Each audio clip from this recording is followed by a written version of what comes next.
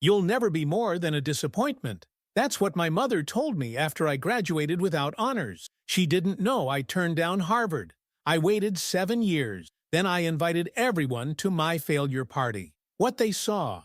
There made my cousin cry, my uncle apologize, and my dad fall silent for the first time in my life. I never thought I'd be the kind of guy who plots revenge for 7 years. But then again, I never thought my own mother would look me mad in the eyes after my college graduation and tell me I was nothing but a disappointment. Life's funny like that, I guess. Not ha-ha funny. More like that awkward laugh you do when someone says something horrible and you don't know how to respond. So here I am, typing this out on my phone at 3 a.m.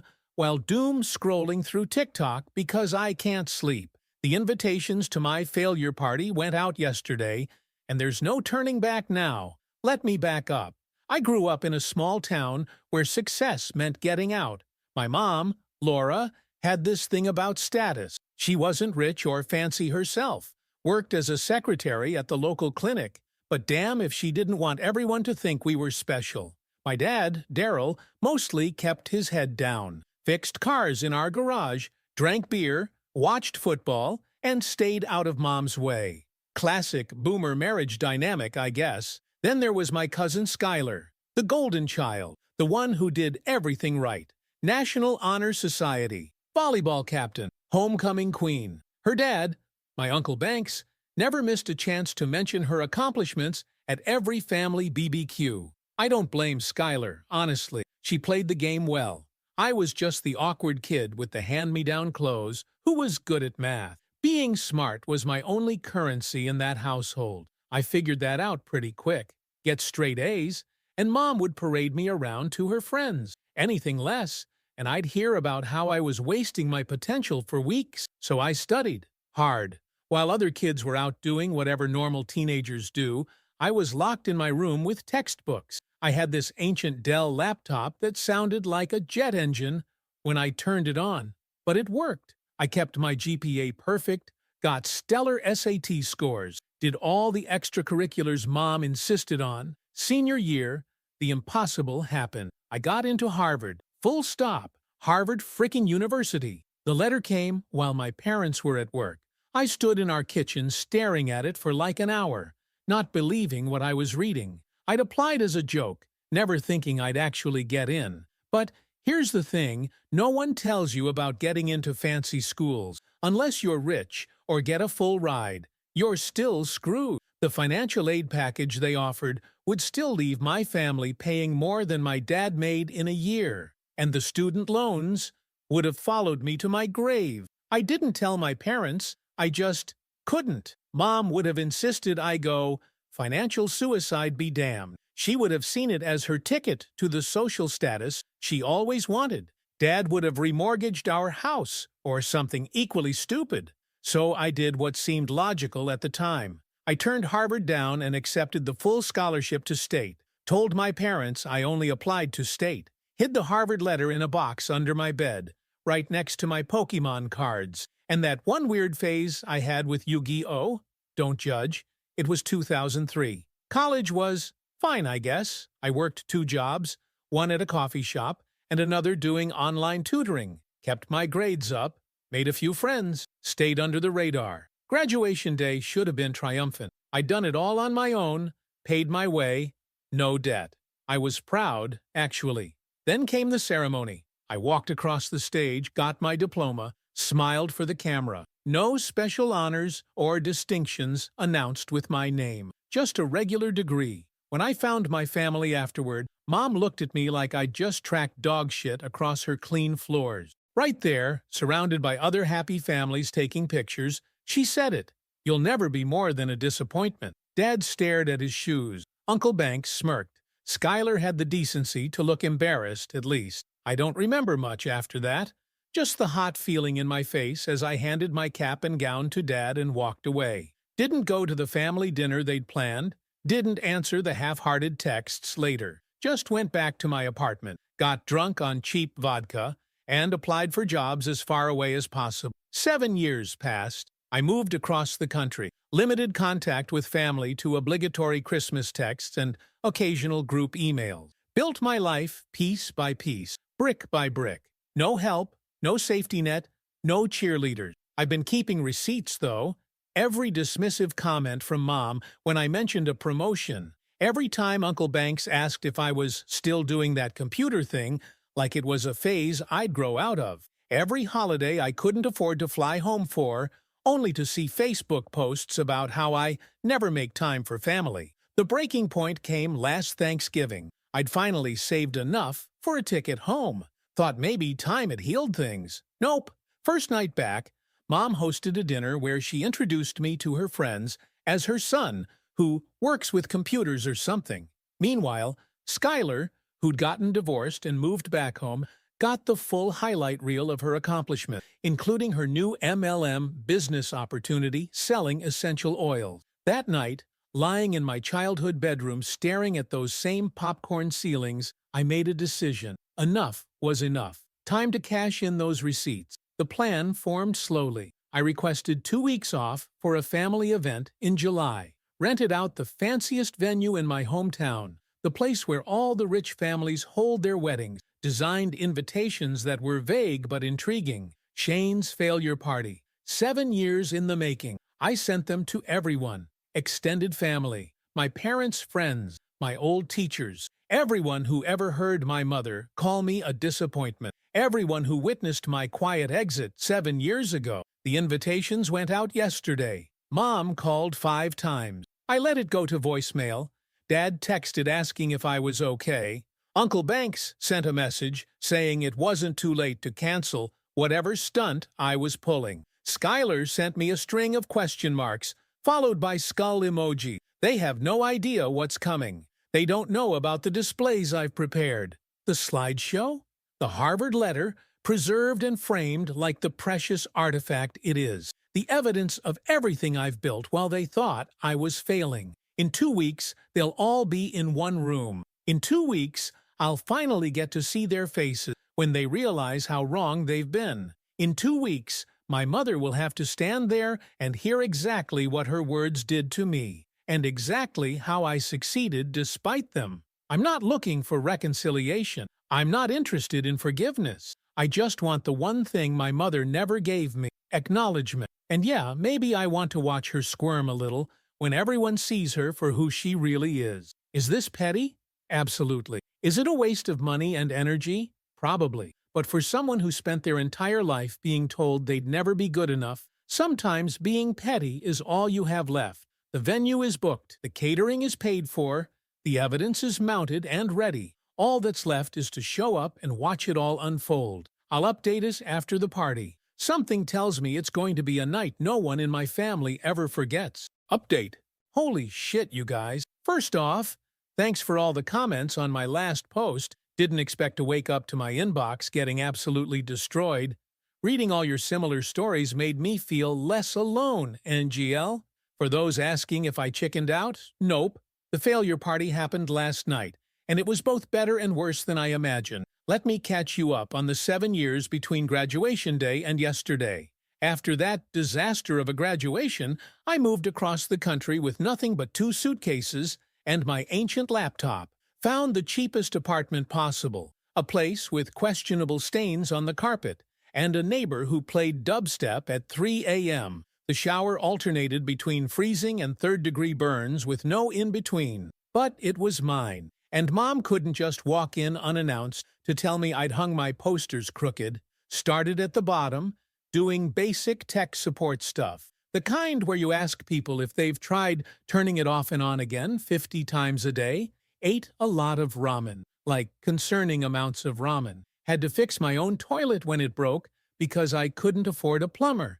YouTube tutorials, FTW. But I was good at what I did. Really good. Started building side projects at night. Taught myself new skills while everyone else was sleeping. Failed a bunch of times. Failed hard. But no one was watching me fail. And that made all the difference. 3 years in, one of my side projects caught attention online. Won't get into specific, trying to stay anon here, but basically, I solved a problem people didn't realize they had. Suddenly had investors reaching out, made some money, then more money. then enough money that I had to Google how to handle sudden income because nobody teaches you that shit in school. All this time, my family thought I was barely scraping by. Mom would send me those passive-aggressive texts around holidays. Asterisk hope, you're doing well enough to visit this year. Skylar just bought a new car. Uncle Banks got a promotion. Your father misses you but understands if you can't afford the flight.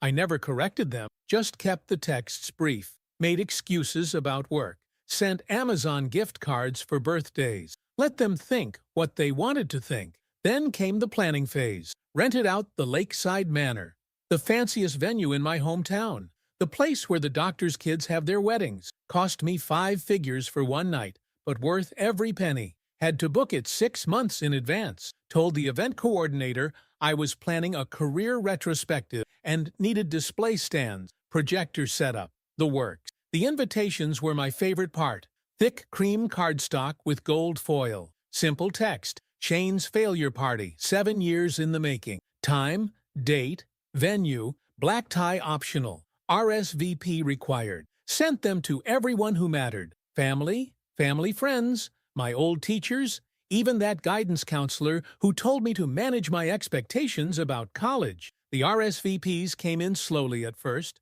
Confused texts from distant relatives. My high school math teacher sent an email asking if I was okay. Mom called daily, leaving increasingly worried voicemails. Dad sent a single text asking if this was some kind of joke. I responded to none of them. 2 days before the event, I flew back to my hometown, stayed at the hotel attached to the venue rather than at my parents' house. Mom somehow got my room number and kept calling the hotel phone. I unplugged it after the 3rd call. The day of the party, I woke up feeling like I was going to throw up.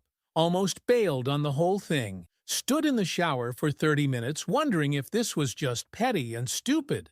But then I remembered Mom's face at graduation. The way she said disappointment like she was pronouncing a death sentence. The way Dad just stood there. The way everyone just accepted that I was the family failure. Rage is a hell of a motivator. Spent the morning setting up displays around the ballroom. My awards, news articles, photos of me at industry events with faces you'd recognize from tech magazines. The Harvard acceptance letter and financial aid offer prominently displayed at the entrance. A timeline of my career achievement. A screen showing my current net worth.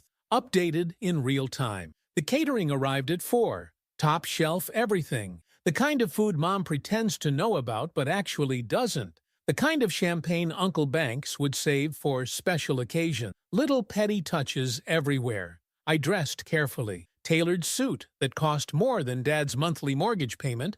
The watch I'd bought myself after my first major success. Hair perfect. Shoes shine. I wanted to look untouchable. People started arriving at 7. First came some former teachers and family friends. Their confusion was immediate and visible. They'd expected, what? A pity party? Some kind of breakdown?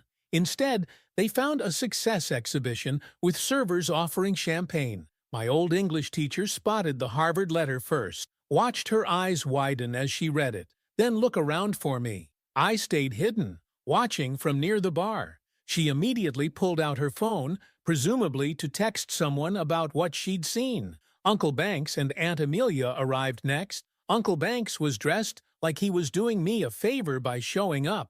That smug look faded fast when he saw the venue. Watched him tug at his collar, suddenly aware his department store suit didn't quite fit in. Aunt Amelia beelined for the free champagne. Skylar arrived alone. She'd gone full hash girl boss aesthetic since I'd last seen her.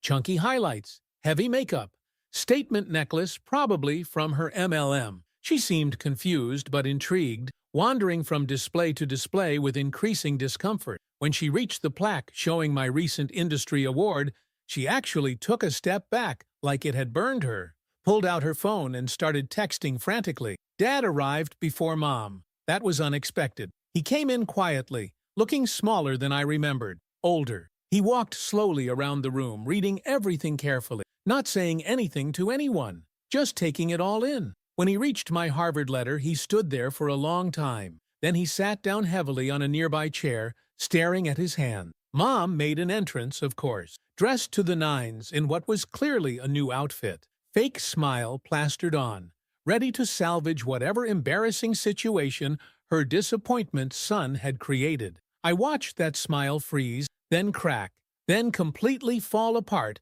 as she looked around the room. The whispers had already started. Family friends huddled in corners, looking from the displays to my parents and back again. Former teachers approached Dad, gesturing toward the Harvard letter. Skylar was now sitting alone at a table, scrolling through her phone with tears smudging her mascara. Uncle Banks had found the financial display, watched his face go through about 5 different emotions before settling on something between shock and anger. He immediately grabbed Aunt Amelia's arm and started whispering urgently in her ear. Mom stood in the center of it all, looking increasingly lost. She hadn't spotted me yet. She was too busy trying to process what she was seeing, the evidence of my success, the proof of her misjudgment, the very public display of her biggest parenting failure. Not my failure, but hers. I finally stepped out from where I'd been watching. The room didn't go silent like in movies. The conversations just sort of gradually died down as people noticed me. I walked to the small stage area at the front of the room. Everyone turned to look at me. Mom's face when she finally saw me. I wish I could explain what that felt like. 7 years of imagining this moment, and nothing prepared me for it. She looked small suddenly,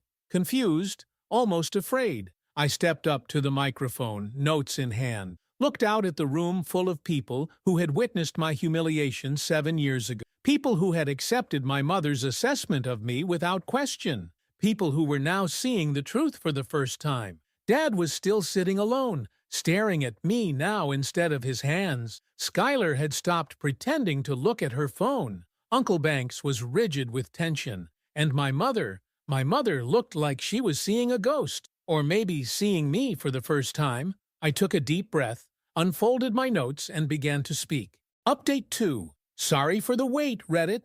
Been a wild few days since my last update. Had to turn off notifications on my phone because holy shit, RIP my inbox for real. Plus, I needed time to process everything that went down. This isn't one of those neat little revenge stories where everyone claps at the end and life is suddenly perfect. It's messier than that.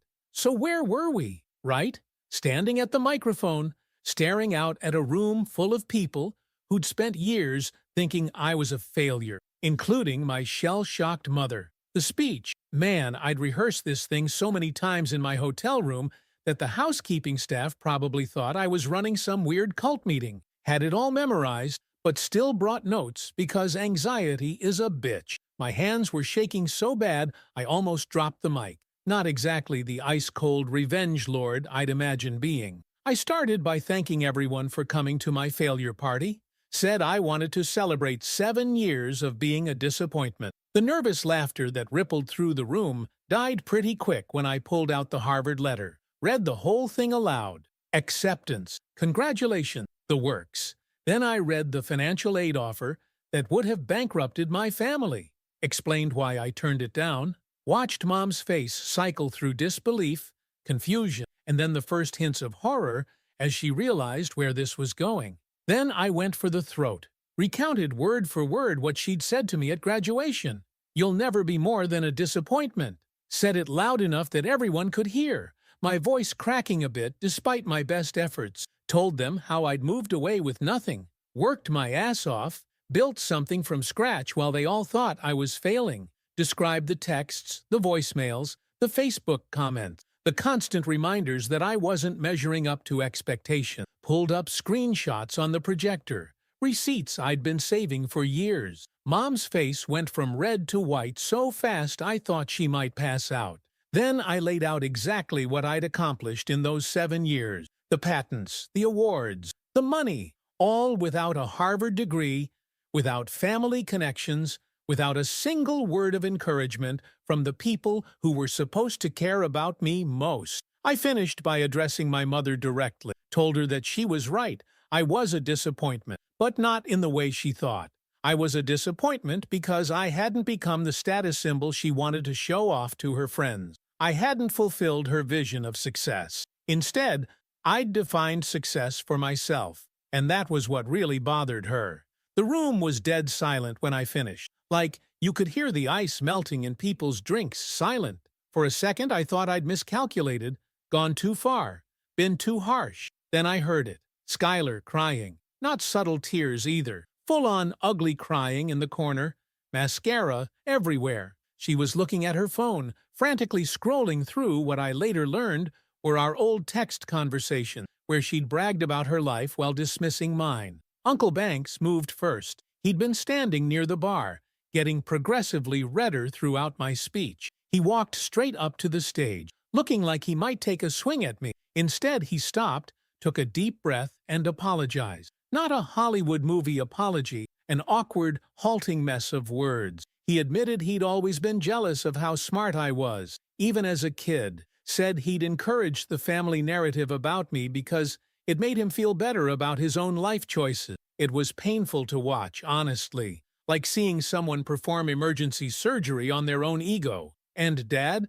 Dad just sat there. Hadn't moved from that chair since he'd seen the Harvard letter. Didn't look angry or sad or anything. Just empty. Like someone had unplugged him. When I finished speaking, I looked over at him, waiting for some reaction. Nothing. Complete shutdown. In 31 years, I'd never seen my father at a loss for words. He always had some sports analogy or vague platitude ready. But not this time. Mom, though.